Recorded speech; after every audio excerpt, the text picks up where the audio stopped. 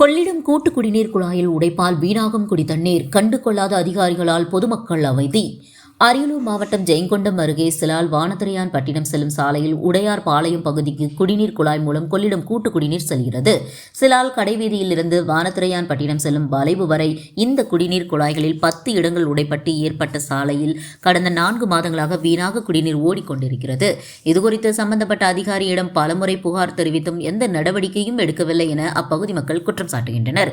மேலும் அதிகாரிகள் வருவதும் போட்டோ எடுப்பதும் நடவடிக்கை எடுப்பதாக கூறி செல்வதுடன் இதனால் வரை எந்த நடவடிக்கையும் எடுக்கவில்லை என வேதனை தெரிவிக்கின்றனர். கொள்ளிடம் குடிநீர் குழாய் உடைப்பில் இருந்து ஓடும் குடிநீர் சாலை முழுவதும் வீணாக ஓடி வருகிறது. இதற்கு முன்பாக அதே குழாயில் 2 இடங்கள் உடைப்பு ஏற்பட்டு சரி செய்யப்பட்ட நிலையில் குழாய் சீரமைப்பதற்காக தோண்டப்பட்ட 2 கிடுகிடு பள்ளங்கள் சாலை ஓரத்தில் உள்ளது.